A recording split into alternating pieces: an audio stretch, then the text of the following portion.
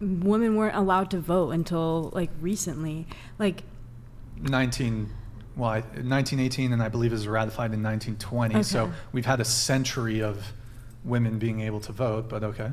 But the fact that that wasn't available, do you see how that? Well, what I would be prepared to argue is there was, for the vast majority of human history, men weren't allowed to vote either. There's maybe a 100-year period where men were it used to be a very small proportion of, regardless of gender, people could vote. Yeah. So there's a very small, for the longest period of human history, neither men or women could vote.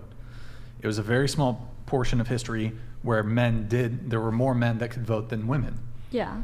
But part of that was because of men were subject to military conscription and women were not. Me personally, in 1914, let me see how I want to tackle this. I would have preferred not having the right to vote in 1914. Is there any reason why I might have, let's say I was alive at that point, is there any reason why I might have not wanted the right to vote and the corresponding responsibilities that came with it in that time period? Because you would have stayed at home, you would have been like the caretaker. Is that what you're kind of saying? Let me ask, what happened in the later part of the, from 1914 to 1918, what happened?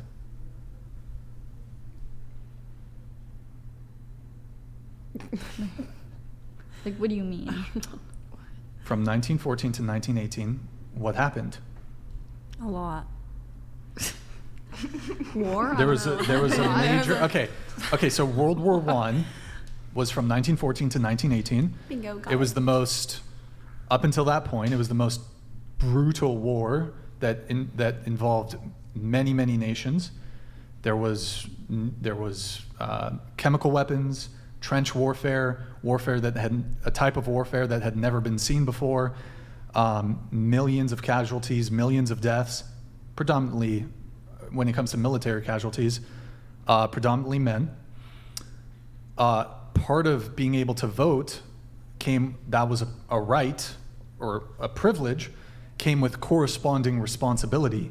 And that responsibility was getting shipped off to Bella Wood or Amiens or the Ardennes forest or Argonne and being in a trench, getting fucking trench foot, getting chemical gas by the Germans and getting a fucking mortar or a shell or a bullet in your fucking head. Yeah. That's what men had to be exposed to in order to have the right to vote. So me personally, it would have actually been a privilege to not, I don't know if the privilege is the right term. It's a privilege to get to stay home in fucking Idaho and not see the horrors of war. So it's not clear to me if men were advantaged during a time period when men had the right to vote and women didn't, because men's right to vote came with a corresponding responsibility of being put through the meat grinder of war and being disposable. Men have always been the disposable sex. Yeah, I agree. So but earlier you guys were saying, well, men are more respected. Actually, no. Women's lives have always been more valued than men's lives. That's why we ship our young men to war and have them killed in the battlefield. Men are disposable. Women are valued. Men are disposable, and you can't. But The 20 million, the millions and millions of deaths throughout the wars reinforce my position. What you're saying is valid. I'm just saying, in this day and age, respect versus value, I feel like are kind of different. Like value over like, people always say like women and children first. There's value, right? But I'm saying like respect, as in like just respect. Respect for men is like really different than respect for women. I would actually argue that men are less respected than women. You can be a misandrist and not get any backlash. You can say some real man-hating shit and people just think it's a joke. But if you were to say that shit about women, like... Yeah, those are issues that men face. Okay. They're constantly being which is women, reinforced by feminists. Yeah, but I'm saying that my definition, like I thought like we went over this, like when I say I'm a feminist, that's what I meant. Like, okay. But you're kind of bringing up this generalized term of feminism that I already said like I didn't really agree But with.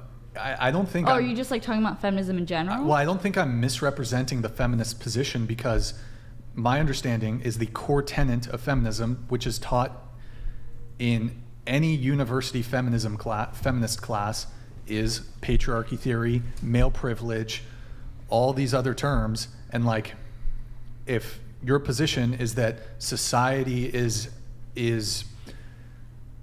a male dominated society, if women are oppressed, men are to blame, men are the oppressors, women are the oppressed, if that is the central message that you're communicating to people, then in my view, that is a pretty man-hating ideology, to tell young women that men are to be blamed for all the either real or perceived grievances of the past and present. You're teaching women to have contempt and hatred for men, because you're teaching women that they are oppressed and men are the oppressors. If you're teaching this brain rot to people, then of course, if you believe that men are oppressors and you're oppressed, you're not going to think anything positive about men. I don't think I said any of, like, I don't think I like. I'm not sure if that's your position, Oh, are but you just saying in general? Like, that's the mainstream feminist position: patriarchy theory, male privilege. That's like mainstream. That is in textbooks.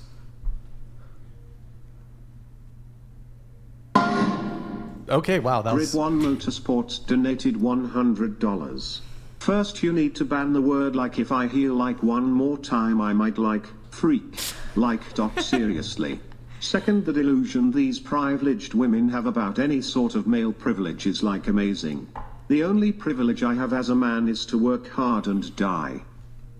Word. I mean, really quick on male privilege. I just think if males have privilege and there's a patriarchy, how can it be that more men die in war, men are forced into war, men are less likely to go to college, men are less likely to graduate from college, more men die on the job, more men are incarcerated, more men are homeless, more men delete themselves?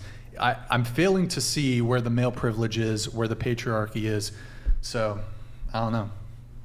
I have a question for you. Like, in your studies, do they talk about how women oppress other women, or do they just talk about okay, like the women like stereotypes that are like pushed on by other women? Yeah. Yeah, we've So- like definitely talked about that. what's like the take on that? Because I mean, we talked about men oppressing women, right? That's like the whole thing. But like, I feel like women are the ones who oppress women. I mean, there's definitely like stereotypes that I think women like put on to each other, like this idea that like women can't get along, or like women can't be friends, like they're always gonna be jealous or like catty towards each other. I think that's like kind of based off of the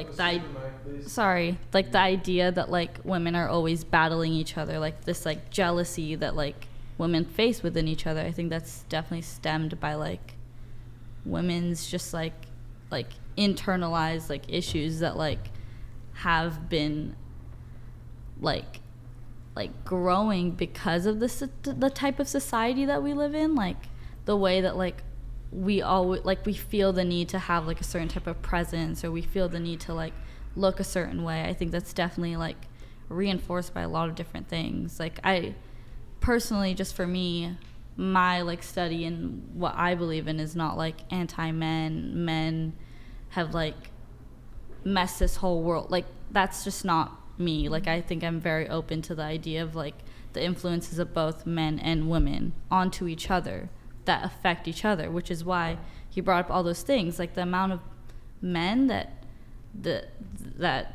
delete themselves. There's a lot of issues that like men face that have been placed on them because a lot of people don't value what they go through to a certain extent. People are always like, well, you know, that doesn't really matter, like they're sad, or that doesn't matter, like they'll get over it, like things like that. Like there's a lot of issues that both men and women face that I think people kind of get lost in this idea of like what feminism is, and I think it's very subjective. It means a lot of different things now, especially.